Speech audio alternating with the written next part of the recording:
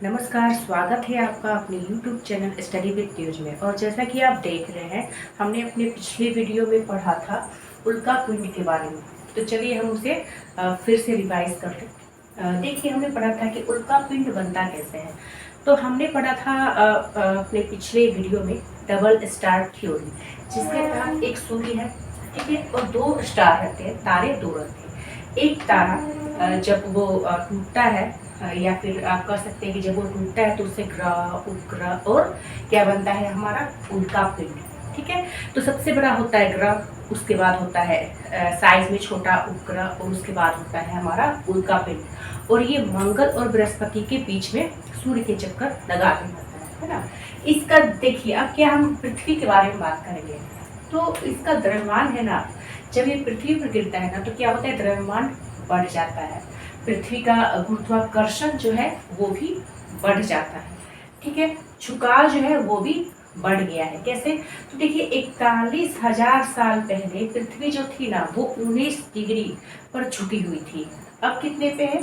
तो अब 23.5 डिग्री पर पृथ्वी जो है वो झुका हुआ। क्यों? क्योंकि इतना ना ज्यादा कर सकते हैं कि उल्का पिंड पृथ्वी पर गिर रहा है, तो वो भारी हो रहा है। ठीक है, पृथ्वी क्या है, वो भारी होते जा रही है। अब देखिए, इसका भारी होने के कारण पृथ्वी का जो घूर्णन है, जो पृथ्वी घूम रही है, वो भी क्या हो रहा है, धीमे। क्योंकि आप अगर कर सकते हैं कि वजन बढ़ रहा है, तो घूमने का कर सकते हैं कि जो तरीका है ना, वो तो धीरे धीरे हो जाएगा। कोई अगर भारी व्यक्ति रहे, मोटा व्यक्ति है, तो वो जल्दी नहीं घूम पाता है। वहीं अगर कोई पतला व्यक्ति रहता है तो जल्दी घूम पाता है। तो पृथ्वी उल्का पिंड गिरने के कारण लगातार या ज्यादा, है ना, तो उसकी घूर्णन गति जो है वो धीमी हो गई है। पहले पृथ्वी जो था ना, वो 19 घंटे में एक चक्कर सूर्य का पूरा कंप्लीट कर लेती थी। अब मतलब 19 घंटा में दिन और रात। अगले दिन कर सकते हैं कि 20वां जो घंटा होता था वो अगले दिन होता था। अब क्या होता है, 24 घंटे का एक दिन और रात हो गया। तो ये अंतर है, जिसके कारण उल्का पिंड का पृथ्वी पर लगातार गिरने से बार बार, ये 1 साल या 2 साल का घटना नहीं है, काफी सालों की घटना के कारण कह सकते हैं कि पृथ्वी में इतने सारे बदलाव हुए हैं उल्का पिंड गिरने के कारण। मतलब क्या प्रभाव पड़ता है उल्का पिंड का पृथ्वी पर गिरने से। अब ये धूमकेतु क्या है, तो जब ग्रह बने तो उपग्रह बने, उससे छोटा आप कर सकते हैं उल्का पिंड, और सबसे छोटा धूमकेतु। मतलब जब ये डबल स्टार थ्योरी है ना, तो ये जो तारा था वो टूटा, ठीक है, ब्लास्ट हुआ, तो ग्रह उपग्रह और क्या बनता है, हमारा उल्का पिंड बनता है। फिर इसके बीच में होता है ब्लैक होल, और इसके कारण इस तारे को भी ये निगल गया, तो वहां पर विस्फोट होता है। ठीक है, तो दो तारे जब आपस में टकराएंगे तो क्या कह सकते हैं कि धूमकेतु बनता है।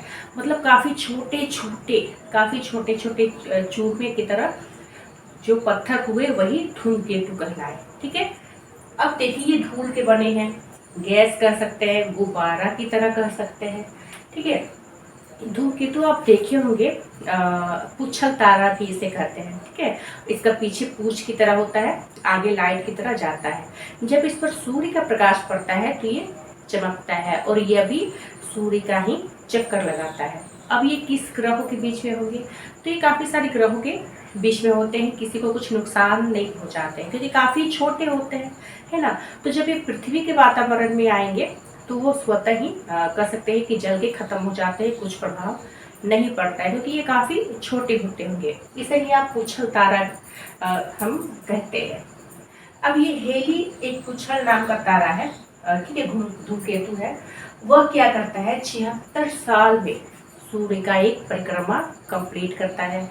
कुछ ऐसे धूमकेतु है जो 3 साल में, कुछ ऐसे हैं जो 200-300 सालों में सूर्य का चक्कर लगाता है। ठीक है, तो आज हमने उल्का पिंड के बारे में जाना, पृथ्वी पर उसके प्रभाव को जाना, फिर हमने जाना धूमकेतु के बारे में। ठीक है, तो इस तरह से आज का हमारा कर सकते हैं चैप्टर कंप्लीट होता है। नेक्स्ट वीडियो में हम इसी को आगे पढ़ेंगे। तब तक के लिए धन्यवाद।